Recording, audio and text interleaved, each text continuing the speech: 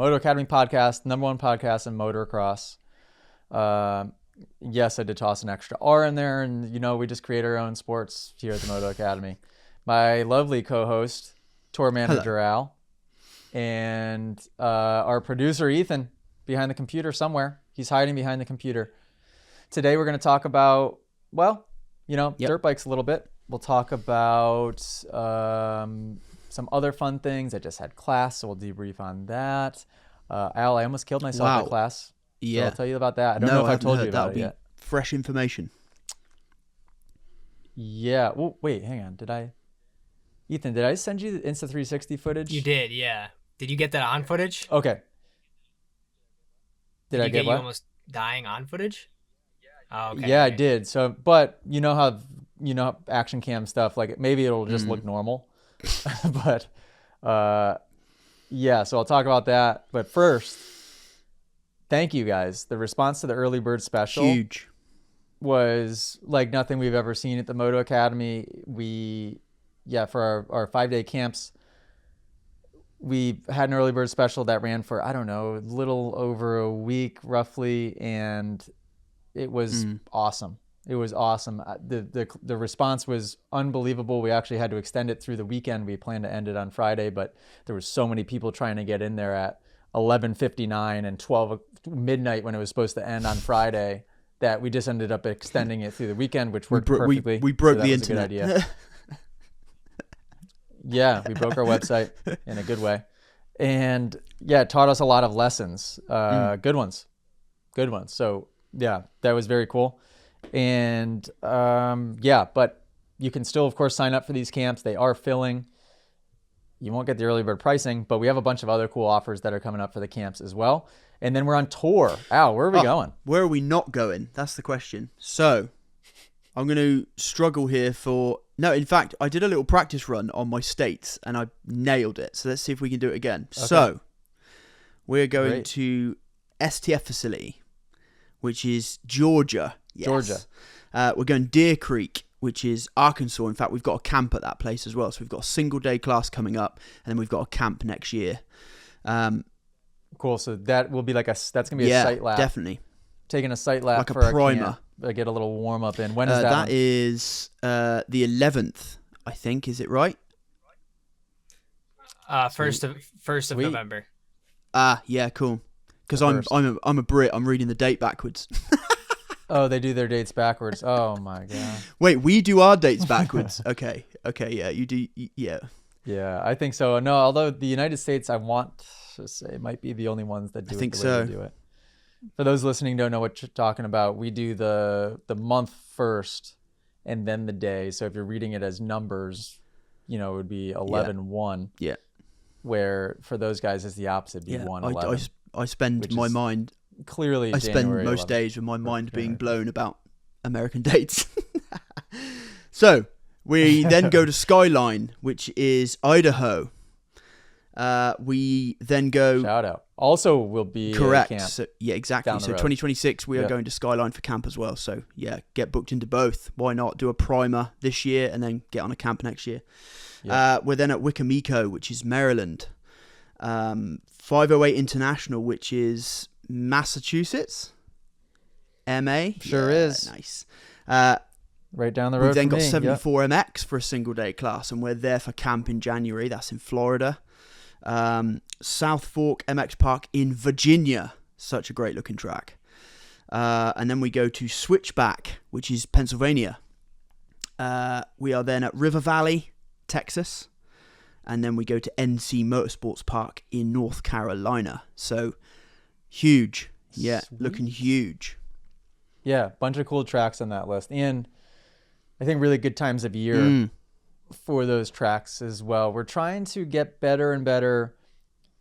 It's tough because I have a really good sense at this point of where we should go when, but what I'm starting to realize is there's definitely certain locations where it's like, okay, maybe, in Michigan in the end of October, they're starting to think more about snowmobiles than they are dirt bikes, potentially. It's definitely one of the things I'm learning is kind of the date the wrong way around, weather in certain regions. So I'm learning, but it's definitely on my list to kind of get better at, is working out what weather is good in what region.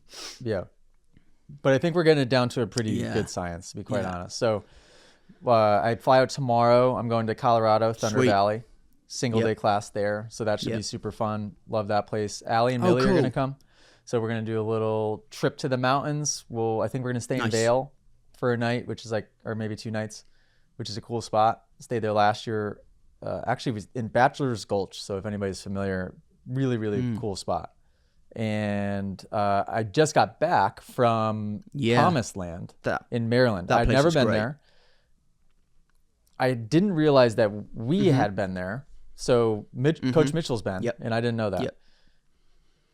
I show up kind of middle of nowhere, like very much feels like you're deep in West Virginia type of vibe, right? Which is beautiful. I mean, you're in the great mountains. Time of year for that. The track it feels like it's on a mountain, perfect time of year for it. Yeah, weather was unbelievably good. Track owner, Solomon, super nice. Such a great guy, shout out. The cutest, Solomon, great isn't guy. And his daughter, Scotty, was on the little bike with him, right around Millie's age, a little bit younger, so she was super cool. And the track was just right away. I'm like, ooh, this is gonna be fun. You could tell by the way he had it tilled. It just looked just right. The layout was sweet. I pull in, the first thing I see is this massive step up on my right as I'm pulling in. I'm like, ooh, I hope that's part of the track, which it turned out to be. Really nice whip jump. It was just this floater where you'd have to hit it fast. So it was actually 3rd gear wide open pretty much on the 250F. Send it. But such a big step up, but that by the time you got up top, this is the reason why step ups are pretty safe, is you're not really going fast by the time you get up there. So it's like you just loft it, and then you land up top nice and soft. Just such a fun jump. So I see the track, and right away I'm like, all right, I'm going to ride today one way or another. I had the Insta360 with me, so I strapped on the chest mount. And the first bike I went out on was Kyle 17. Shout out Kyle 17 in the app. Oh my God, you should see him ride. Oh, he looks, I've seen clips, and he looks perfect. Perfect. I mean, now, not only perfect, but so there's levels to it, right? I think we have a lot of people at this point that are very, very structured, pretty static, but like in that TMA position, it's recognizable, right? They stick out like a sore thumb. But they still have to go through a couple of stages of that pendulum swing that I talk about, of like loosening it up a bit to look natural. Look more pro. Yeah, to look a little bit more natural and a little bit more pro. He's there. He's there so much so that I watch him. I'm like, I don't look that good when I ride. I don't think. You probably don't. Yeah, the movements he does, perfect. His height, like everything looks perfect on the bike. It is so cool to watch. And he rides, I mean, textbook as far as he doesn't push too hard. He knows exactly what speed to ride. Like he just tempos himself around the track, but it's fast. And the lines that he because I did a moto with him, and I got this on Insta360 too. We did a moto together where I gave him a 10-second head start, and we just saw, we tempoed until I caught him. It took a while for me to catch him. And what I started to realize is he had way better lines than me. I'm like going around this track and sort of going from point A to point B, taking a tight turn. And I start to see the dark marks working in. And he's just opening up these turns. And he had a cheater line in one section, but it was like to get to the cheater line, he had to really open up this section. Really impressive. Especially when he knew I was kind of chasing him down, right? So for him to have the patience to ride more creatively, get off those brakes, open the turns up, kind of jet style, was really impressive. I guess it's kind of easy to get let adrenaline take over, right? Especially when you're being like, I remember when we rode at Fradden together earlier this year. It's very easy to kind of, I've got AJ behind me. I've the adrenaline starts to kick in. You start making mistakes or whatever. But again, I just kind of same as Kyle. Really, I stayed patient and just let you walk past me. I want to give a shout out to Kyle. Sorry, he lent me his bike, boots, and a helmet at the July summer camp on the last day. So I just wanted to give him a shout out because that goes a long way for me, and his bike is actually pretty sick. So just wanted to say that very quickly.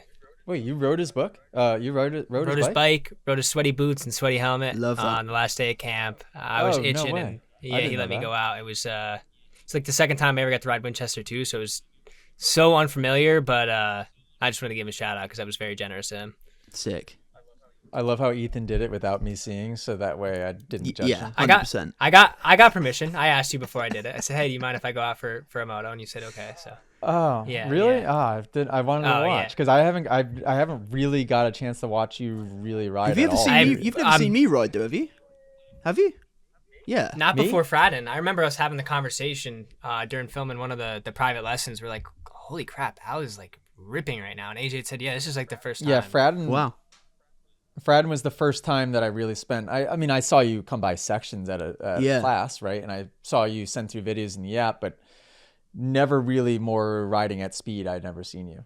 Not that you were like fully at speed, but just circulating the track, like kind of piecing it together. I was impressed. But so I hop out on Kyle's bike. So it's a YZ250. Thing is loud underneath you. They're revvy, right? Proper revvy. Yeah, I couldn't figure out if I was in the right gear or the wrong gear the whole time. I'm like, should I be in third or fourth? I was You're a bit ninth. confused. But I was in ninth gear by accident.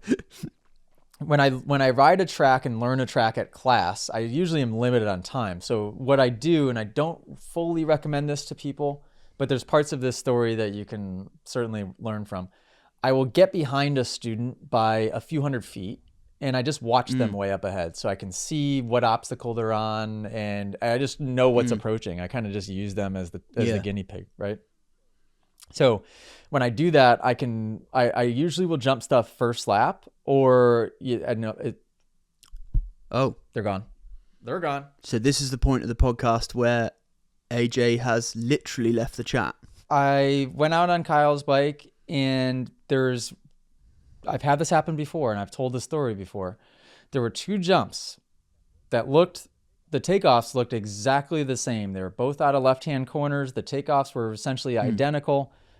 It turns out one of them is only about 25 feet long. The other one is about probably 90 to 100 feet long. That's a difference. So if maybe you can guess where this is going. I go to take off of what I believe to be the 100-footer. And it is in fact the finish line section, which is about 30 feet long. And as soon as I take off, I'm like, oh no. Wow. And not only is the distance read here an issue, but how high this thing sent me was stupid. I mean, the finish line tower is kind of right there. I was just right up above the finish line tower, just soaring through the air. And thank God there was just enough gap before the next jump. And for those of you that are familiar with Promised Land, there's quite a bit of space between the first jump and the second one.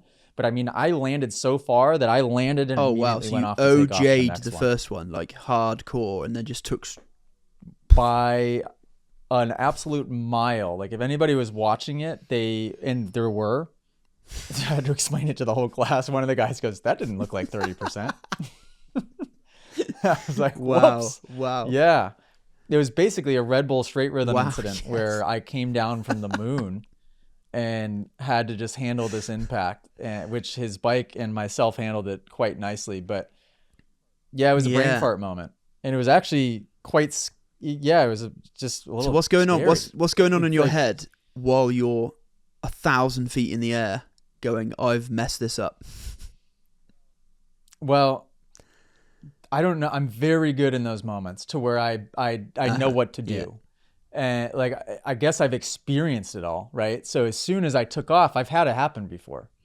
I've had massive overshoots happen. You name it. There's not a scenario I can really think of where I haven't experienced. So it's like, yeah, I react really well.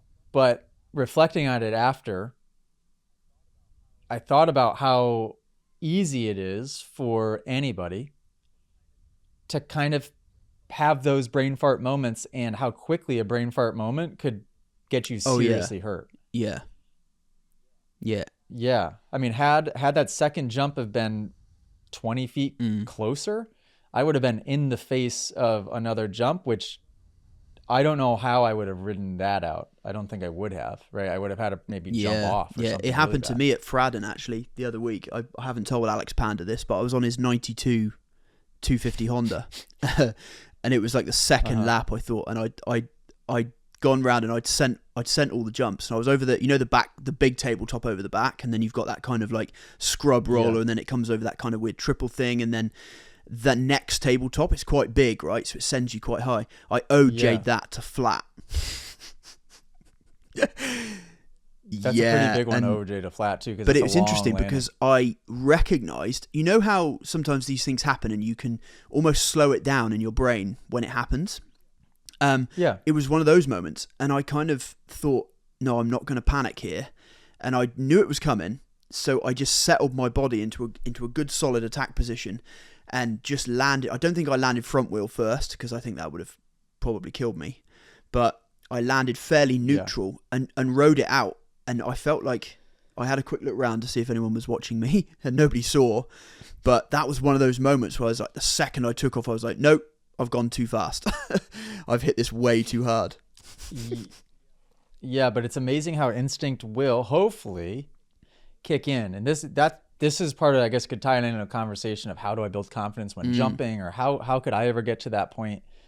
You need to give yourself the time and the experience to learn in a safer environment, so you have the tools. So hopefully when you get to a more consequential scenario like that, you can pull those tools to use automatically. Yeah.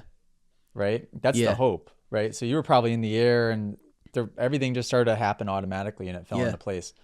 By the way, if you do overshoot something that much as I did, certainly to the flat, that is an opportunity where you want to get that bike leveled out. You want to still get that head really far forward. Make sure those legs are strong. Make sure your knees are strong. Make sure that your ankles, your feet are still on the balls of your feet. People will ask, actually, I got this. I said, the person that saw it, he said, hey, did you slide your feet up a little bit to protect your ankles from like hyperextension? And I said, no, because I still do want that ankle suspension. I don't slide them forward, but I make sure that I'm strong. So it's almost as if, this is actually how I described it. I'd never described it like this before. Is I said, I took a mental note in my head of, I'm going to go a few clicks stiffer with the clickers on my ankles, my ankle suspension. For this landing, right? Because I want them to hold up. I don't want to land and just have them snap down. You need to have that strength, and you need to have that strength in your knees too, or else you'll just collapse down into your seat. So kind of making that mental note of let's stiffen up the clickers a little bit here before the landing. And then on other obstacles, you want it to be the opposite. You want to be really kind of plush and be able to go through a lot of that suspension stroke with your ankle and sometimes with your knees. But yeah, that was a scenario where I got the bike level, and then I got on the gas before the landing, and I touched down just a little bit back tire first because I'm jumping to the flat. I mean, I think as well, one of those things, that's one thing I've been kind of working on a lot over the last year or so is having that good, strong foundation when I land from a jump. I was guilty, and I know a lot of people are, of kind of like that whole knees folding forward as you land thing. So also, my knees used to fold forward on takeoff, and they also used to fold forward on landing. And the way I kind of like would describe that to somebody, if I was describing it to somebody, is, have you ever tried like jumping off of a box and landing as light as you can without making any noise? So you need to do the opposite of that. So you almost need to think about jumping off a box and landing and making a lot of noise and having a really stiff lower body. So that's the way I kind of practice that now. So I think when I land off of a jump, it's like landing and making a lot of noise with good solid legs. Does that make sense? As opposed to trying to be light on your feet as you land, you almost want to be heavy on your feet, but still have a kind of like a solid framework. Does that make sense? That's interesting, yeah, because that's Are you yawning? That's exactly what Did people my story bore you that much? Yeah, that's exactly. No, it was a great story actually. Sorry, I mistimed that yawn. That's what people do, and I get it, because intuitively you would think that, okay, I'm going to land here. Let's really absorb this thing, right? Like if you were jumping off of a box onto the ground, and it's not that. You got to trust your suspension and your bike suspension. You got to trust, and you have to stay strong with that in that position, and then naturally, depending on the impact, your body will go through that. That's right. Yeah, land stiff, not light.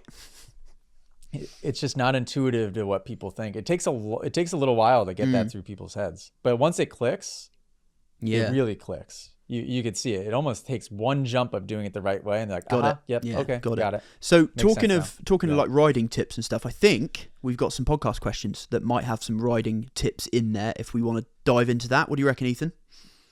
Beautiful. Podcast questions? Sounds perfect to me. Yep. So first up, we have a question from our guy, Luke W. He said, hey, y'all, I got a random question that might be silly, but here it goes.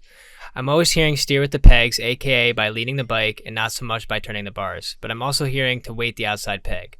So my question is, when coming into a corner, do you weight the inside peg to initiate the lean and then transfer the weight to the outside peg throughout the rest of the corner? The reason I ask is because I'm finding there's times when I go to weight the outside peg and it starts to stand the bike up. I'm also 6'1" and 220, so I'm sure I can apply a lot more leverage with my size. That's a great question. Good question. I do not, Luke, that's a really good question. I do not initiate lean with inside foot peg pressure. I initiate lean with hips. I just let the bike wiggle and lean underneath me with my hips and a little bit of the knees, I guess, doing that too, right? Not with the foot peg pressure. I just think it'd be too easy on the inside foot peg to be able to just, and next thing you know, you're completely inside of that bike. But that is also a good note on outside foot peg pressure that in a certain scenario, like a rut, for example, I'm not really thinking about crazy heavy outside foot pressure, just not one of the things up on the priority list. If you were to put too much pressure into outside foot in a rut, depending on the scenario, you might experience that bike standing up because of that. Definitely. Al, when you turn, are you ever doing anything like that with? No, I don't. Certainly not in a rut. I think since kind of learning the Moto Academy riding technique and slowing down, I've certainly noticed that I think my lean angle in a rut is all guided by the front brake. So obviously that is, and I've learnt that was one of the huge things I learnt from you that was game changer for me, is learning to kind of guide that lead angle with my brake. I think if I'm on a flat turn, and I do a lot of like classic scramble races where I'm the sweeper. I'm the sweeper for the track, so there's very little ruts. I'm all about outside peg weighting, but certainly I'm not initiating any lean with any inside. No, me neither. But I could see where that question would. That's a great question, and I'm glad you asked it because that's probably a common confusion with people.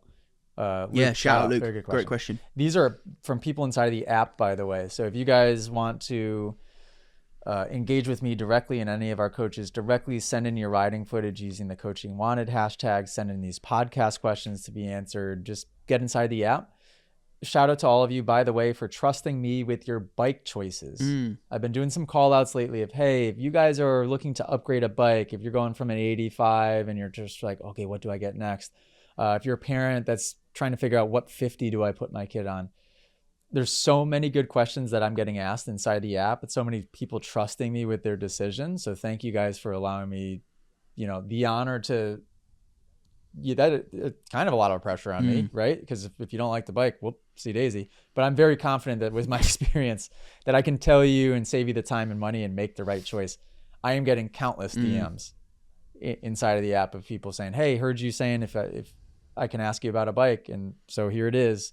And they send in all their info, their height, their weight, their goals, their current skill level, and make those choices for them, which is cool. But yeah, get inside the app. 100%. Go ahead, Ethan. Next up, we have a question from Jonathan Hernandez. He says, one thing I've noticed with pro level riders, they all usually have very similar lines. And if you get a bunch of them to burn lines in on a track, the track usually rides much, much different. They are clearly riding the track in an efficient way. How can I learn to pick the most efficient lines on these tracks? Well, that's also a great question. I would say that the problem with riding on public tracks is that you're riding lines that are cut in by typically C and B riders at best, right?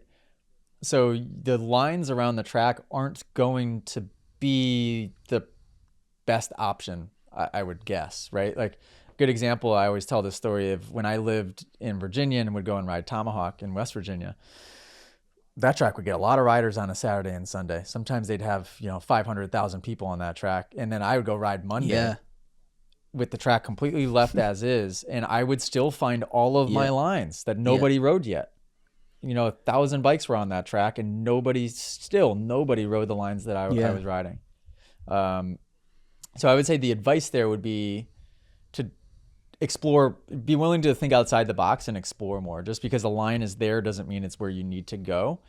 Just try mixing it up a little bit, and maybe just even doing something outside of your norm will have some of those light bulb moments of, oh, okay, this actually worked better, or, oh, this was way worse. Let's not do that again. Yeah, for sure. Right. 100%. I agree. And I think it would be important to watch riders like Hayden Deegan, Jet Lawrence. Those guys are being so creative, and they're being able to kind of have fast eyes, right? So they're looking up and they're seeing alternative lines in the moment. And I think that's where it gets fun, is when you can really kind of tap into the creativity of riding dirt bikes. And there's always nuanced ways of tackling a new line and making it your own. And I think when it comes to lines, really, there's no right or wrong, right? It's a good way to look at it, is have personal preference and just do what works for you. And if it works for you, then go for it. Do it. Just be safe and make good choices. Totally. Riding a dirt bike is an art form. You can do it however you so please. I'm adamant about having people ride the Moto Academy way, because it creates a framework to where you can then have the consistency control to be creative, right? I think that the majority of people, even pros, are sort of on that borderline reckless level, right? And so that's why when you watch, there's levels to this. When you watch a Jet and a Hunter, or a Jet and a Deegan, and compare them to some of their competition, they're riding different lines. And they're riding different lines because they're able to access that creative mode on a different level of speed, where the other guys are sort of just doing what maybe the person asking the question is doing, which is just riding down that goat trail just because it's there already. Yeah, and not accessing that and I think as well, because there's so much going on when we're riding, I think on pro level, you guys are better at kind of compartmentalizing what you're focused on. That's a big word. I've just hit a big word. You're better at kind of kind of detaching yourself from what you're meant to be focused on and what you're not meant to be focused on, right? Whereas guys who are more kind of novice riders, there's a lot going on and there's a lot to think about. So it's almost like lines are almost a final thought. So you just kind of end up going wherever you end up going, right? That's what that causes that goat path, is just everyone just going, okay, cool, this must be the only way around here, but it's just not. It's really not. You've got so much to play with. Yeah, and that's fair. Yeah. That's a fair thought. I mean, and it's hard for me to relate to that in moto specifically, because everything is so subconscious for me. And that's the goal, is to be able to practice enough all of the movements to where it becomes subconscious and automatic, and then you can unlock that next level of creativity, because that is not only is the safety a big thing that reason why I'm passionate about teaching, but it gets more fun. Absolutely. It definitely gets more fun. I saw a video, Metamoto inside the app posted a video of him. I don't know if you saw this, like bunny hopping off a braking bump. Oh yeah, I did see that.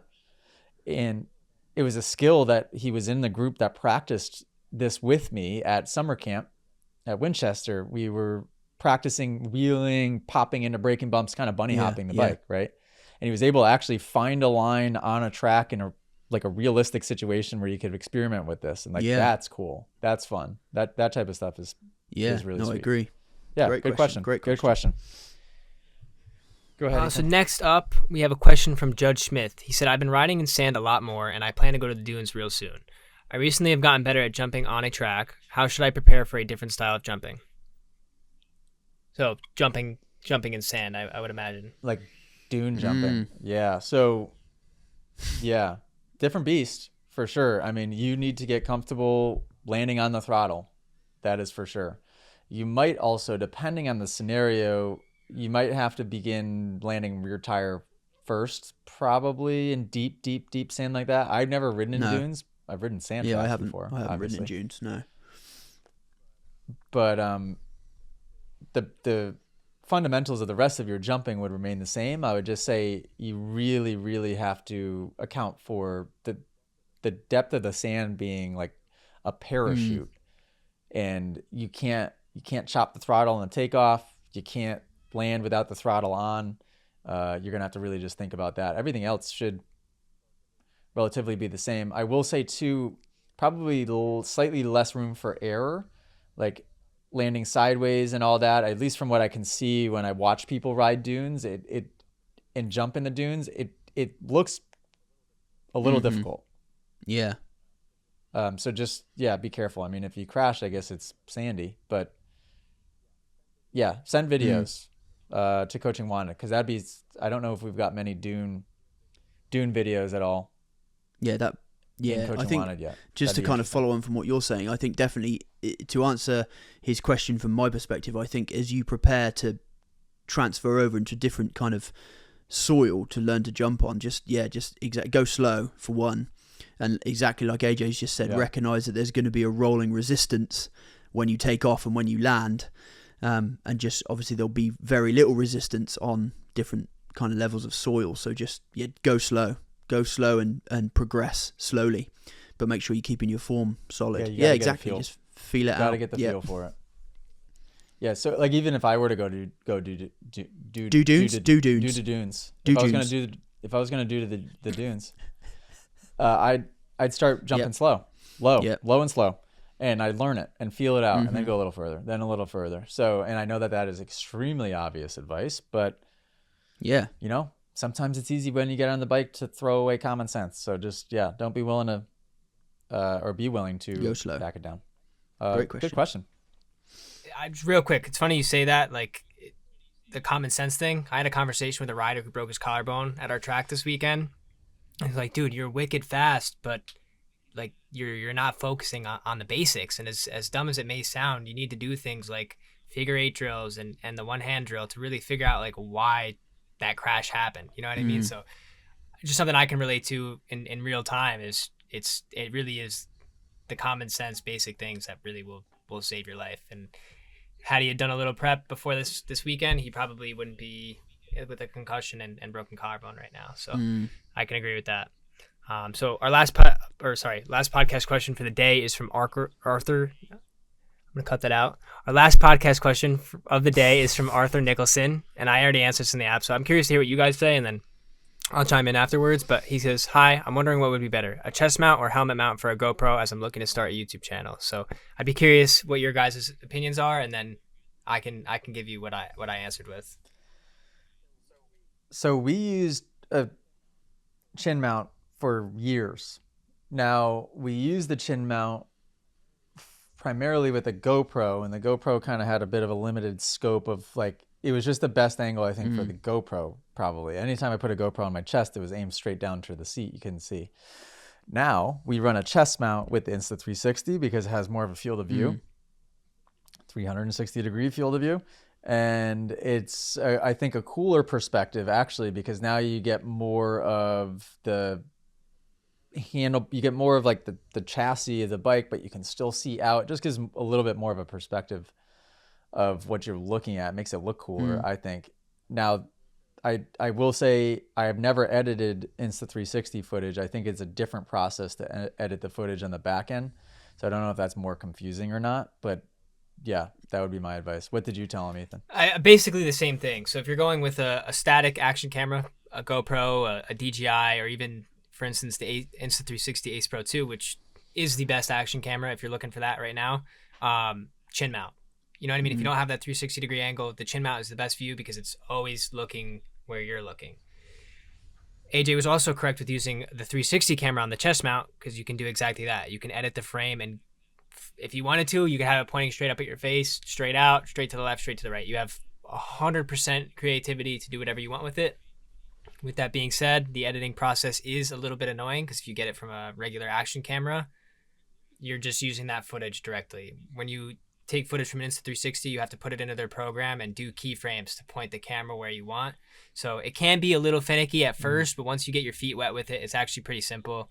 And Insta360's app is great. You can download it right on your phone, download the footage right to your phone, and actually edit it all in the phone, and then put it right out to your social media. So as annoying as it may be, it actually is a pretty seamless process to get it from camera to your phone to social media if you're going that route. So it really, at the end of the day, would boil down to what you want to do. But and you're looking to get into content, I would say a 360-degree angle would probably be your best bet, because then you're covering all your bases. You can get the vertical, but you could also get the horizontal for long form. So you actually were spot on with your answer.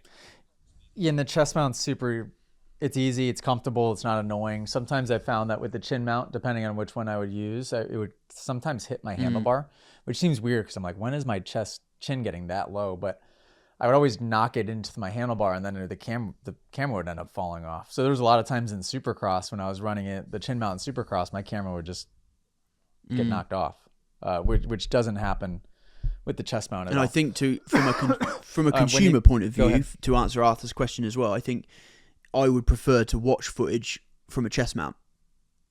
That's just personal preference. So I think it just gets that Insta360, that broader view. I think it just works better from a consumer's point of view. It feels a little bit more like you're the one riding, I feel like. And you would think that the chin would accomplish that as well, but there's just something about just being a little bit lower where you can see a little bit more of the controls in the bike. It's a nice angle, and the benefit of the 360 as well is I feel like it looks really good on vertical short form content, where if you're filming with like a GoPro, it's just you gotta scale it down, and you have the blurred background. Yeah, the chest mount definitely is a very cool angle. I agree with what you're saying about, like, you feel like you're on board. It feels like you're riding. You know what I mean? Like, I'll throw a helmet on and a jersey just to watch a Jeff Walker video. And exactly. Like ripping, Yeah, straight up. Love that. Ethan, while you're pulling up the other questions real quick, more shout outs to the Promised Land class. So we had some OG app members there. We had Kyle 17. I know I shouted him out already. We had Arvenz there. Shout out Arvenz. We had Ron Bowling there. Ron, keep being patient. You're doing great. By the end of class, he was really killing it. We had Dominic there in KTM. I forget Dominic's last name. Who else did we have OG wise? Oh shoot, he was on a Cowie. Forget his first name. He was awesome. Shout out to you. You know who I'm talking about. Pleasantly Plump. Al, are you familiar with Pleasantly Plump? I've seen his stuff about. So I need to get to know him a bit better. He looks like a great guy. Oh, he's awesome, and he's lost 70 or 80 pounds since the last time that I saw him. So, like, that's huge. And it's been a little bit. It's probably been about a year and a half since last time I'd seen him. His riding is unbelievable. It is crazy to see. It's crazy, and it's like, it doesn't, obviously at 70 pounds less, it doesn't look like the same person. So, he is absolutely killing it. So shout out Pleasantly Plump. He's gonna have to update his username now because it doesn't make sense for him. Lean. Pleasantly not so plump. Yeah, he's like 100 and I think he said he's like 170 pounds. Like, so he's almost my weight. Yeah, pretty That's incredible. insane. So shout out to him. I was using him as an example all day long of what to look like. And yeah, he was absolutely killing it. Also, shout out to Elsa Anderson from Sweden. We have Elsa with us inside of the app now. So she is a really fast women's racer over in Europe. Sweetest girl. So active in the app already, helping with Coaching Wanted and responding to people's questions and engaging in the challenges that we're doing. And we're going to get her more and more and more involved. The goal is I really want her to be the spokeswoman essentially for the Moto Academy and be able to cultivate the girls and the women to feel comfortable, which we have a ton of girls in the Moto Academy already, right? But it's a different dynamic, there's no question, than when a girl is teaching a girl as opposed to when a guy is teaching a girl. And I don't care. Just different. For sure. Not to say the guy teaching a girl is bad, but it's just a different dynamic. And I always think a girl, they're going to feel more comfortable when they know that they have that community within our community. I think it's a great move. Talking to classes, in fact, we have a very exciting one coming up that we didn't mention at the start of the show. So we've got Germany coming up with Simon Langenfelder. That is, the 25th of this month. So what, like 2 days, 3 days, 4 days? Yeah, that'll be on Friday, I believe. Friday or Saturday. Saturday. By the time this episode comes out, the class would have already passed, so you should be seeing some content from there. But that's going to be pretty sweet. And then we got Kaida Wolf November 17th, I think, in that area. Killing it. Yeah, that's Crazy. Super cool. I saw Kai posted on Instagram recently, which was so good. Awesome. His post got a lot of paper airplanes. I'm working on some really exciting stuff for 2026. Really exciting stuff. Keep locking them in. Keep locking them in.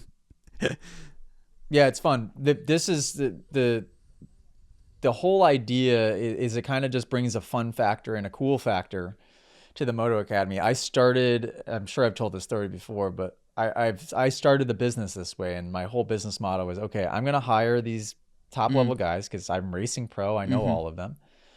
And I don't care how much it costs me even if I don't make any money at all, even if I lose money on this class.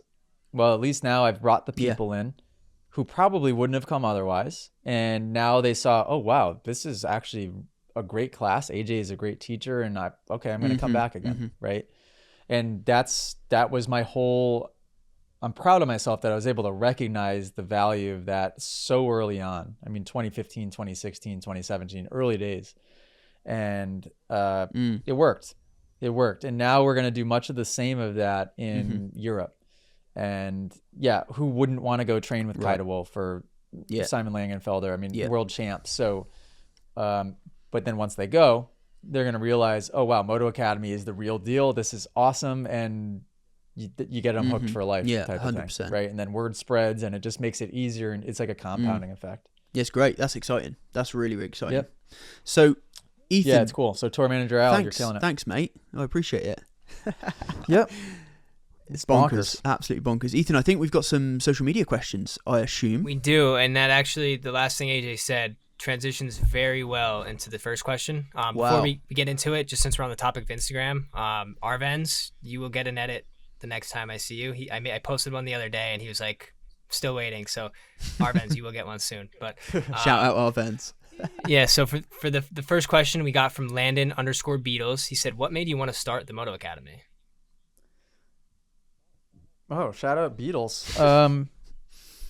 Well, it was an organic transition of, okay, I need money. I need to figure out a way to make money. This was when I was like, 14, 15, 16 years old and trying to fill up gas in my truck and just survive as a kid. My parents were still helping financially a little bit, of course, but not really. I was definitely kind of on my own. And even without realizing it, I started to, because of that, I was forced to think with that entrepreneurial spirit of how can I make some money? And very, very quickly, I realized that the teaching was not only a great way to make income, but I really loved it. And I was I was good at it and I was getting better at it quickly. And it just evolved naturally over time. It went from me teaching one rider to me teaching 3 to 5 riders in a semi-private group to me finally getting the courage. And this was a huge leap, me getting the courage to book a traveling class of, okay, let's see if I can book a class here at a track I don't know and hop on an airplane and just fly in. And it was Tomahawk. Tomahawk was my very first one. That was a travel one. I will never forget how, and I think I had Brett Q at that one as a guest instructor, right? So I used that strategy of Brett Q was popping off at the time because he was one of the OG upside down whip guys, right? Yeah. And so I leveraged Brett, got him there. So it was this whole coordinated effort. And I just remember being a stress ball of is this thing going to sell? Are we going to sell any tickets? And at the time, I'm pretty sure that just remember this. I'm pretty sure we only took reservations, not a down payment, but a deposit kind of thing. They would put a deposit. They would put a deposit down online. Wow. And then they would pay the balance the morning of the cash balance the morning of class. So now it was a whole nother stressor of, well, let's hope they show up and pay, right? I don't know why I never thought about it'd be just much easier to collect the money all online ahead of time. Because I was right off the bat, I was using Shopify even way back then. And the first one went really well. And it gave me the confidence that I could do it. Was there ever a moment where you were like, not that you'd experience on this on the same level I would, but was there ever a moment where you were like, who am I to teach other people? Do you know what I mean? I know obviously right? Oh, so, yeah. and what did that look like? Yeah. That must have been kind of scary at the start, right? Yeah. Ow, big time. I was maybe even worse than you can imagine, because I was fully entrenched in the cool guy. I mean, I was racing at the highest level, surrounded by the best guys in the world. But even though I was I got top fives, I got plenty of top tens, even though I was a main event guy, I wasn't winning championships. So that was kind of always the argument from everybody was, well, if you're not winning, if you're not the best of all time, like, who are you to be teaching people? Which is such that is a weird dynamic, isn't it? Yeah. But there was very much that at the beginning. Yeah. For sure. Very much the reservation of me even wanting to promote my stuff on social media. Social media was becoming a thing because I was embarrassed and kind of like, well, who am I? And I'm sure a lot of people experience that, where that's why I always try to teach people to, be unembarrassable. And it's very difficult to do that at first. But when you start to embody what it's like to be somebody that is unembarrassable and just be you no matter what, and like nobody else matters, their opinions of you are only reflections of how they're feeling about themselves. None of it has anything to do with you. So put your blinders on, don't focus about anything else, and just do what you're doing. I know you mentioned about go on, sorry, I'll cut you off. You mentioned it a moment ago about kind of how you realized how much you loved to teach, and that was obviously a huge driving force in you starting the Moto Academy. Did you ever experience there's that old adage, right, where that people say you should never make a career out of something that's a hobby, right? Did you ever experience that, where you felt like you'd lose the joy of what you were doing when you kind of wanted to create a company out of it, or a business out of it? Does that make sense? Well, no. I mean, no, the opposite of that even. So great question. I had never experienced motocross as a hobby. Wow. Yeah, that's interesting. Yeah, it's interesting. Yeah, think about that. I mean, I started riding when I was 2. I started racing Lorettas when I was 3, about to be 4. Like, I had no conscious awareness before being competitive at the highest level in the sport, in high pressure environments. Every time I got on my dirt bike, there was never a time, my dad was with me, right? So there was never a time where I was just, it wasn't a hobby. I mean, our practice days, I knew my dad was watching. If I tipped over or made a mistake, I was nervous about it because my dad was watching. It was very, very high pressure the whole way through. And so when I started teaching, it was my first time actually being able to ride and be around dirt bikes and have it be fun. Wow. Yes, it's a complete flip of the script. I'm actually making money, and it's that's cool. Yeah, even though it was a business transaction and technically I was working, it wasn't that. It was like, oh, I'm just helping somebody here, and I'm sharing something that I know, and they're blown away because they didn't know any of these things, right? And especially back then, there wasn't much of it going around. There wasn't many people you could get lessons from. There wasn't the people that were giving lessons. Maybe there just wasn't much structure to it. And that's where eventually I was lucky enough to Moto Academy filled a massive gap in the industry. There wasn't any real structured business going around doing traveling classes. There was none of. So do you feel like there was people going around, but, in the early days, there was kind of a vibe of, you don't give away your secrets from the pros? Yeah. Yeah. And there's still that. There's still that. And because they're grasping at straws, trying to like, oh, we gotta, it's the illusion. It's creating the mirage of secretive things going on. There's not secretive things. There's unless they're doing some type of, performance enhancing drug that can't be, that you can't get caught doing, which might be happening. But beyond that, there's nothing. But it's interesting, isn't it? Because they want you to I think this, because it's talked about more, right? That's also a big factor for that. And I think it's similar to kind of mental health, right? That's the same. You've got that kind of thing where it's always been a thing, but it's now just talked about more. So therefore it feels like there's much more traffic in those directions. Does that make sense? Yeah, that's what I've noticed. Yeah. And back then, I guess especially because that was right at the cusp of social media being a thing, is people still thought that they had that leverage in their corner of, maybe people won't know how to do this, or they won't be able to figure this out. We're now cat's out of the bag with everything. So that was a great question, Landon Beatles. Great shout. Great question. Yeah, good follow-up questions, Al. What else we got, Ethan? Awesome. So we have a question from Tommy Jameson, 98. He said, "Hi, I'm Tommy from New Zealand. Are whole shot devices worth it? And what is some advice for racing?" So I'd be curious to hear what you say about whole shot devices, because I personally have never ran one. Yeah, I mean, I think if you race regularly and you want to, it's an inexpensive thing to install on your forks. It makes a world of difference, especially if you don't have access to like blocks so you can actually touch the ground. Makes a big difference there.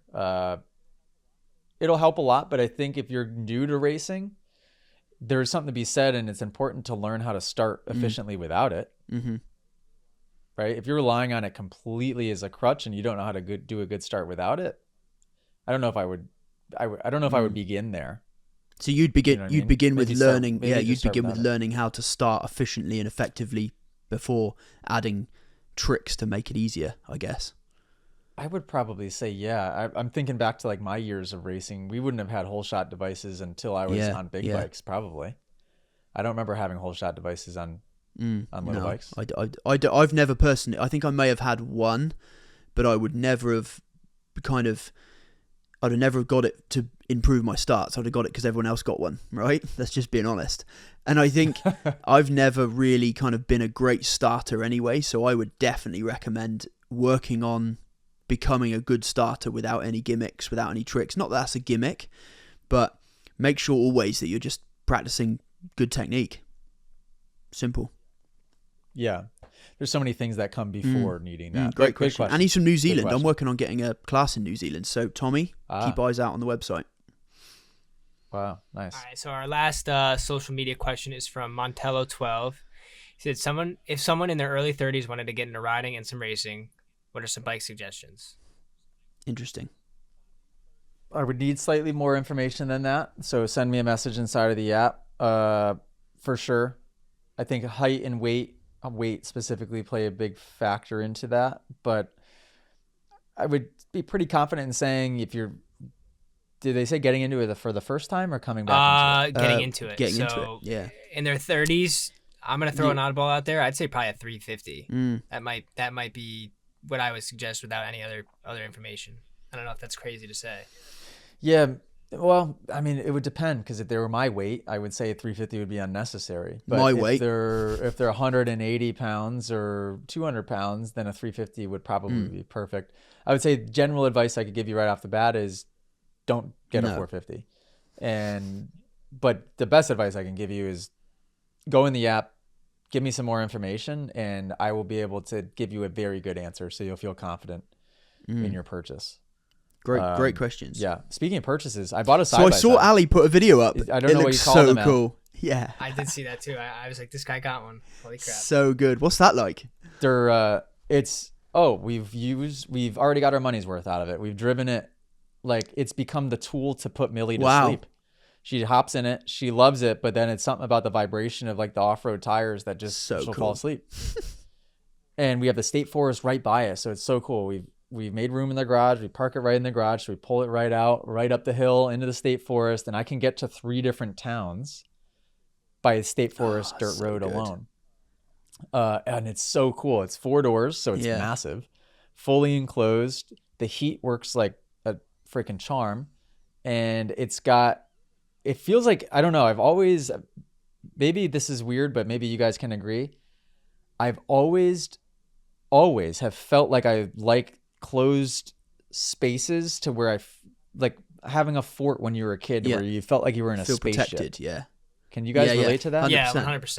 Well, I mean, especially with side-by-sides too, they're like so prone to tip over if you like are having fun in them, right? So I think to be enclosed, you like eliminate, your arm flying out the window and getting crushed or whatever. Right now, obviously this. Well, yeah, and it's so tinted, dude. This thing is like 20% tints, or maybe even darker, even on the windshield. That you just feel like you're in. Then it's got a custom roof on it with like Wet Sounds, it's called, the brand, I think. All these speakers in the roof. and the speakers are light up different colors. That's so cool. And then it's got a massive light bar on the front, like a rigid light bar on the front. And so you're in this dark, tinted out, nobody can see in. It feels like you're in a spaceship. And then you get out in the state forest and it just feels like you're in your own world. Like there's nobody out there. We went out last night to put Millie to sleep at like 8:30 at night. You could see the deer running around. There's nobody else out there. I don't know. Yeah, that sounds awesome. You are literally living the dream.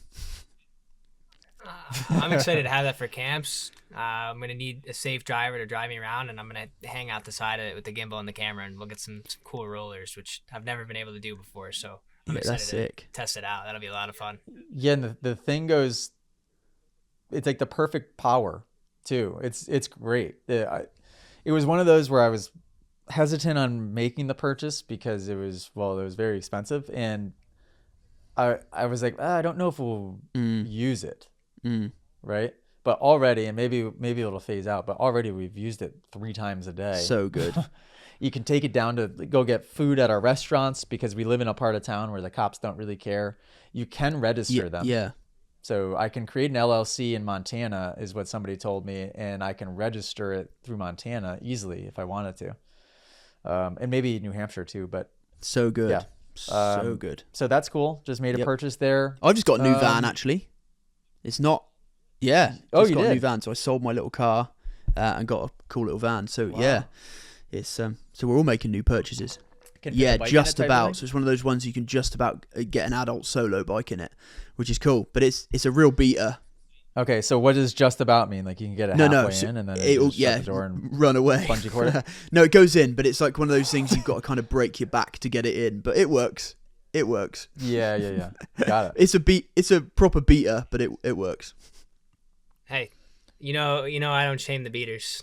Yeah, man. Beaters, they get you. Do you have to put a whole shot device on or strap it down to get it lower to get it in, or does it fit in? I've got a really sweet 95 250 Yam 2-stroke that I use to kind of roll in there to see, and that's taller than my 450, and it went straight in, so no whole shot device needed. Yeah, just straight up in. Love it.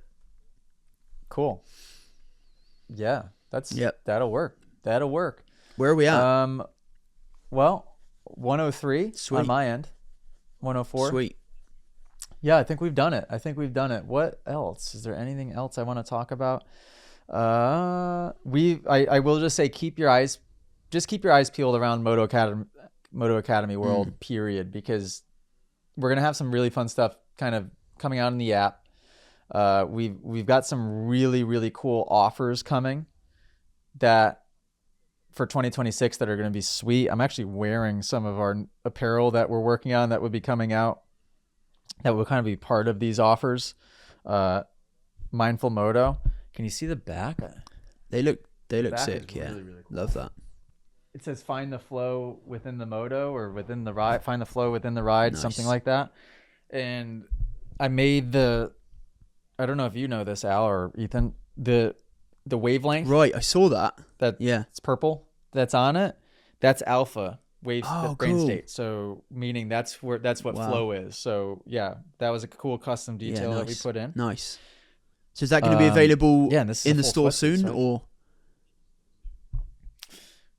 I think soon. Sweet. Yeah, I think soon. I'm not sure exactly what the plan is. It's definitely going to be a part of Black Friday. It's going to be a part of some other things, but yeah, I would say probably coming pretty soon. What else? We had some other cool secrets. I think just 2026 is just going to be insane.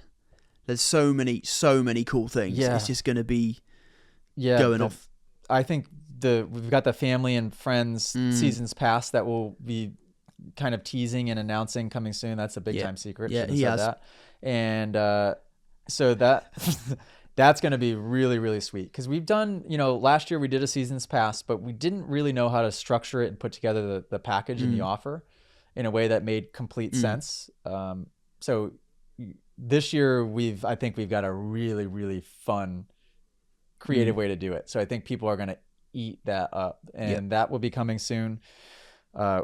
Driver Jamie just came to my house yesterday, the day before, so he has picked up the KTM 300, which is the giveaway bike. Exciting. So he's got that with him. The graphics are basically on their way. Handlebars he's got. Guts wing seat he's got, and the handlebars are Phoenix handlebars, by the way. With that thing is going to be a trick. You need to get involved. So that bike's going to look really good, and that's going to be a giveaway bike. Ooh. So, and that bike will be So all of these things are going to kind of be announced within the next month, realistically. Yeah, very cool. I think the way we give away this bike will be pretty cool. It's going to be something that just about everybody can enter. So, I'm really excited for that. I think it's something we can do on a more frequent basis in 2026 too. Might not always be that caliber of a bike, but it's definitely something I think will work really well in the future. So if you guys want a bike, 100%. Yeah, well, I have the YZ450, and honestly, I'm probably not going to really. I want one of those so bad. Don't tell me that. I think the next one might go straight into the YZ450. Yes. Why not? Yeah. I really want one of those. Why not? That's definitely a secret, and also not even a thing yet. So we didn't even know that. But anyhow, well, I just made it up on the spot. Episode 160. Is that what you said? We did it. We've done it. I have a fresh haircut. If you couldn't notice, got that. That looks good. Sorry, I did tell you earlier actually. So I'm not. I didn't miss it. She does such a good job. I found a new girl. High and tight. Yep. She, 30 bucks with tip, which is a really good price for a haircut in the US at Supercuts of all places. And she cuts this bad boy, does the fade, everything in like 8 minutes. She is so fast. But she's like a sculptor. So there's some people that cut your hair and then they just don't know how you want to style it, and so therefore it doesn't get cut fully right. She knows. I've never had somebody be able to style my hair the exact way that I do, and then so therefore she knows exactly every stray little snip she's got to get at to get that haircut perfect. Nailed it, killed it, looking sharp, dude. Thing. I need my haircut, to be fair. All right, guys. Thanks, Thank you, Al. thank you, Thanks, guys. Ethan. Thanks for listening. Thanks, Moto Academy. Toodles.